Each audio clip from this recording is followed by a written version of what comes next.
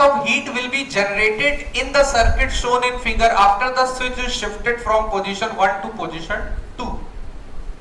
तो पहले ये तो देख लेते हैं कि पोजीशन 1 पे जब स्विच है तो इस सर्किट में क्या हुआ होगा, बैटरी ने कितना चार्ज सप्लाई किया होगा, ये सारी बातें. मान लीजिए बैटरी का अपना वोल्टेज V है. अब बैटरी कितना चार्ज सप्लाई करेगी, इसके लिए आपको देखना पड़ेगा कि इन तीनों कैपेसिटर्स का टोटल C कितना है. आप इन तीनों कैपेसिटर का टोटल C देखिए तो इसका और इसका, ये दोनों कैसे हैं, पैरेलल में. तो C और C पैरेलल में कितना हो गया, 2C. और उसके साथ ये C अगर सीरीज में है तो पूरे सर्किट का C नेट नहीं पता. C और 2C अगर सीरीज में है तो पूरे सर्किट का जो टोटल C बन रहा है वो आप देखिए 2/3C. और अगर ये पूरे सर्किट का टोटल C है तो बैटरी कितना चार्ज भेजेगी, पूरे सर्किट का टोटल C इंटू V. ये चार्ज बैटरी ने भेजा होगा. और ये चार्ज इन कैपेसिटर्स पे कैसे कैसे बटा होगा. ये चार्ज यहां से चला और ये चार्ज Q है. ये चार्ज चलते चलते एक जंक्शन पे पहुंचा और यहां से दो रास्ते मिल गए. तो जाहिर सी बात है चार्ज बराबर बराबर इन रास्तों पे गया और फिर आखिरी कैपेसिटर पे होते हुए वापस बैटरी में आ गया. तो फाइनली अगर आप चार्ज की वैल्यू देखें, अगर Q चार्ज बैटरी ने सप्लाई किया तो यहां Q/2 आना है कि नहीं, इन दोनों पे Q/2 आना है कि नहीं, क्योंकि पैरेलल में है. और फिर इस पे Q आ गया और इस तरह से हर कैपेसिटर चार्ज से सैचुरेट हो गया. और अब अगर यहां कुछ ना करें तो सब कुछ बैलेंस है, इक्विलिब्रियम में है. लेकिन खुड़बेज करी गई, क्या किया गया, स्विच को पोजीशन 1 से पोजीशन 2 में शिफ्ट कर दिया. लेकिन मजे की बात देखिए कि स्विच को शिफ्ट भी कर दे तब भी इस पूरे सर्किट का जो टोटल C है वो नहीं बदलेगा. देखिए तो अभी भी आप देखिए तो दो पैरेलल में है और एक सीरीज में. इस पूरे सर्किट का टोटल C अगर आप देखें तो अभी भी 2/3C है. तो अभी भी इस पूरे सिस्टम पे जो चार्ज बैठा होगा वो 2/3CV.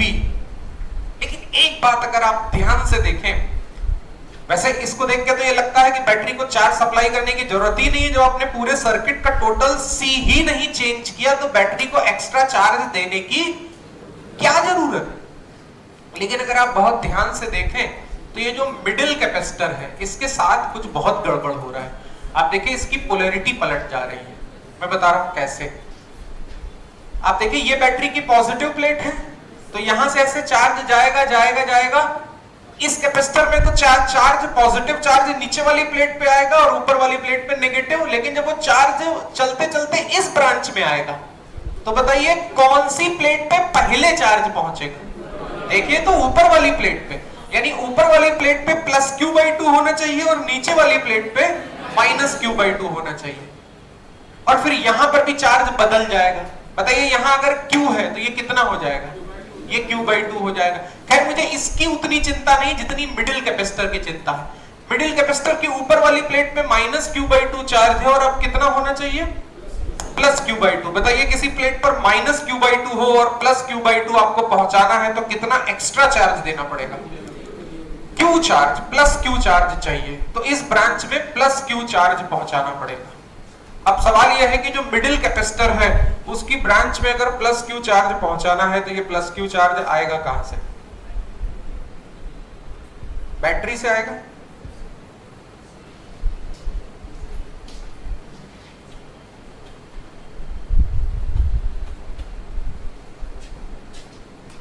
ये सोचिए आप, मिडिल वाले कैपेसिटर पे +Q चार्ज पहुंचाना है, वो +Q चार्ज कहां से आएगा.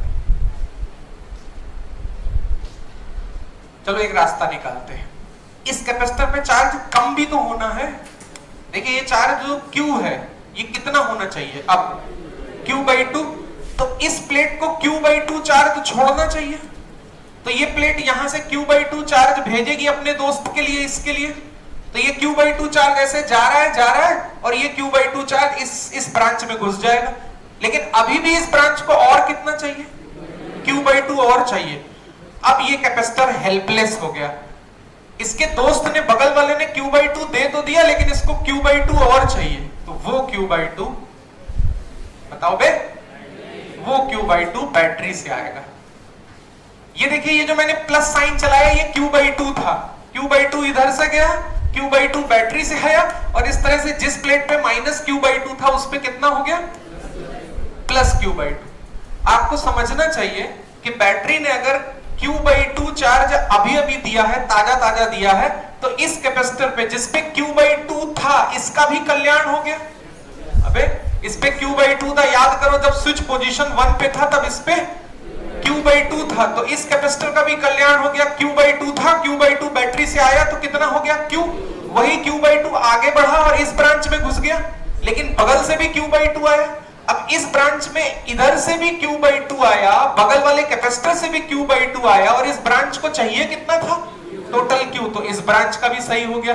तो इस तरह से सारे कैपेसिटर खुश हो गए। अब नई परिस्थिति के हिसाब से सब खुश, सबका चार्ज सेटल हो गया, अब आ गया फिर से इक्विलिब्रियम, सब शांत हो गए।